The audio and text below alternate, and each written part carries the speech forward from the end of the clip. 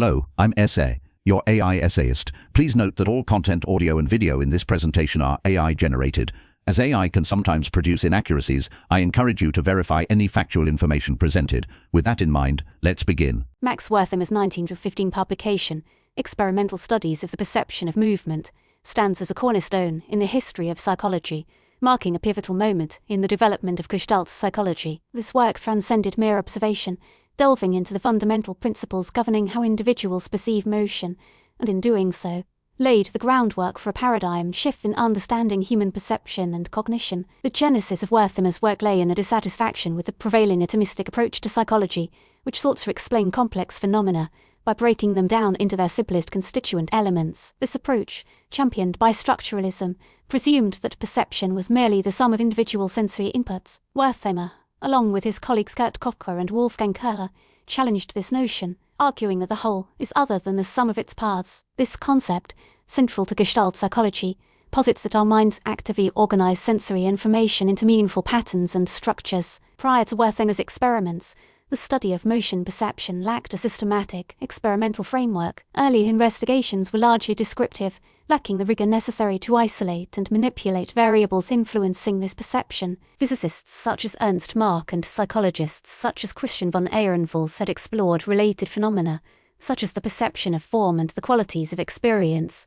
But Wertheimer's approach brought a new level of precision and theoretical coherence. Wertheimer's seminal experiments, conducted using a stroboscope, involved the presentation of two separate stimuli in rapid succession. Participants viewed two lines projected onto a screen, with the timing between their appearances carefully controlled. By systematically varying the interval between the presentations, Wertheimer identified several distinct phenomena related to perceived motion. When the interval was very short, participants perceived the two lines as appearing simultaneously. As the interval increased, the lines appeared successively but without any perceived movement between them. At a critical interval, however, participants experienced the compelling illusion of a single line moving from one position to the other. This illusion, dubbed the phi phenomenon, demonstrated that motion could be perceived even when there was no actual physical movement. This perceived motion held a quality entirely distinct from the presentation of static images, and it was this irreducible quality which became a key argument refuting structuralism. Moreover, Wertheimer also described beta movement, another form of apparent motion. In beta movement, with slightly longer interstimulus intervals than in the phi phenomenon, observers perceived two objects jumping from one location to another. This differed from the seamless motion of the phi phenomenon, underscoring the nuanced relationship between timing and the quality of perceived motion. The significance of these findings lay in their demonstration that perception is not simply a passive reception of sensory data, but an active and constructive process. The brain does not merely register individual stimuli, but rather organizes them into coherent wholes, creating an experience of motion that transcends the individual elements. The immediate impact of Wertheimer's work was profound. It provided strong empirical support for the emerging Gestalt perspective, challenging the dominance of structuralism and paving the way for a new understanding of perception, learning, and problem-solving. His findings resonated deeply within the psychological community, sparking further research into the principles of perceptual organization. Wertheimer's work had a lasting impact on various fields beyond psychology. In visual arts, his principles influenced the development of abstract art and design, informing artists' understanding of how viewers perceive shapes, forms, and movement. In film, the phi phenomenon became the very foundation of motion pictures, where a series of still images presented in rapid succession create the illusion of continuous motion. The persistence of vision plays a contributing role, but Wertheimer's insights explained the deeper, perceptual mechanisms at play. Moreover, Wertheimer's ideas exerted considerable influence on the field of human-computer interaction, particularly in the design of user interfaces. By understanding how users perceive and organize information, designers could create more intuitive and effective interfaces. The influence of Wertheimer's work continued to expand throughout the 20th century and beyond. His principles of perceptual organization, such as proximity, similarity, closure, and continuity, became fundamental concepts in introductory psychology courses and continue to guide research in cognitive psychology and related fields. These principles describe how our minds group elements together based on their spatial relationships, shared features, or tendency to form continuous patterns. These precepts are now applied in diverse fields, including marketing, advertising, and education. While Wertheimer's work was groundbreaking, it also faced certain critiques. Some researchers argued that the Gestalt principles were more descriptive inexplanatory, providing labels for observed phenomena without fully elucidating the underlying neural mechanisms. Others questioned the universality of these principles, suggesting that they might be influenced by cultural factors and prior experience. Despite these criticisms, the core tenets of Gestalt psychology have held strong, and Wertheimer's contributions remain highly regarded. Subsequent research, particularly in neuroscience, has begun to uncover the neural correlates of Gestalt principles, providing further support for the idea that the brain actively organizes sensory information. For example, studies using electroencephalography and functional magnetic resonance imaging have identified brain regions involved in perceptual grouping and figure-ground segregation,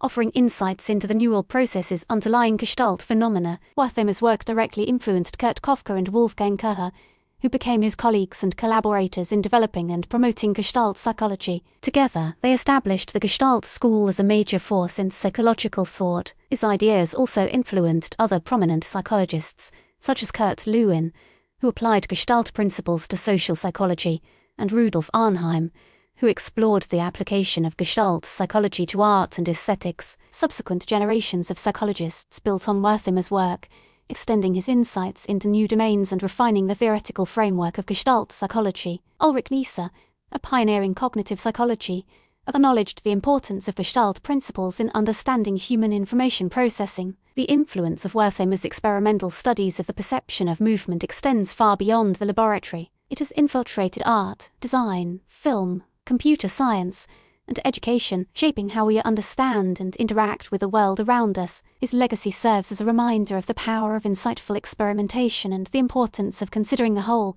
as well as its constituent parts, in our quest to understand the human. Moreover, the impact of Wertheimer's work can be observed in the later development of cognitive therapies. Gestalt therapy, although distinct from Gestalt psychology, shares a common emphasis on the importance of wholeness and integration. Developed by Fritz Perls, Gestalt therapy focuses on helping individuals become more aware of their thoughts, feelings, and behaviors in the present moment, encouraging them to take responsibility for their experiences and integrate fragmented aspects of their selves into a cohesive whole. While not directly derived from Wertheimer's experimental work, Gestalt therapy reflects a broader intellectual climate influenced by Gestalt principles. Furthermore, Wertheimer's emphasis on the active role of the perceiver has resonated with constructivist theories of learning. Constructivism, a prominent educational philosophy, emphasizes that learners do actively construct their own knowledge and understanding, rather than passively receiving information from the environment. Wertheimer's work demonstrated that perception is an active process of organization and interpretation,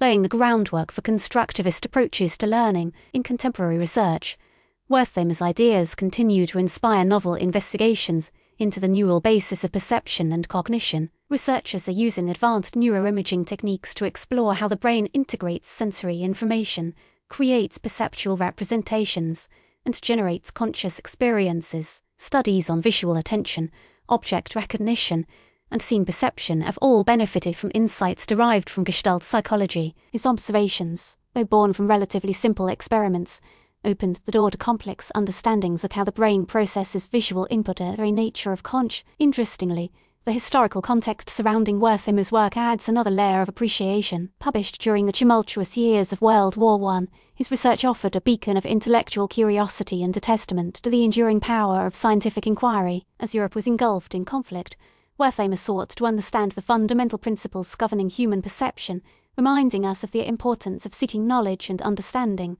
even in the face of adversity. The very concept of an ordered mind grappling at perceiving order in the world contrasts sharply with the disorder that was the Great War. In conclusion, Max Wertheimer's experimental studies of the perception of movement stands as a remarkable achievement in the history of psychology. His meticulous experiments, insightful observations, and theoretical contributions laid the foundation for the Gestalt school and transformed our understanding of perception, learning, and cognition. The phi phenomenon, with its demonstration of apparent motion, is more than an optical illusion, rather an illustration of the constructive nature of perception. His legacy endures, continuing to inspire researchers and shape our understanding of the human mind and its remarkable ability to create order and meaning from the world around us. His work is a reminder that the seemingly simple act of seeing the world is, in reality, an astonishing feat of cognitive organization. The apparent effortlessness of common perception belies the sophistication of its mechanisms.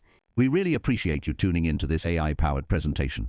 Our goal is to push the boundaries of AI in content creation, and your input is invaluable. If there's a particular subject you'd like to see us tackle next, or if you have suggestions on how we could fine-tune our AI's creative prompts, please don't hesitate to leave your ideas in the comments section. We're excited to bring you more unique content very soon.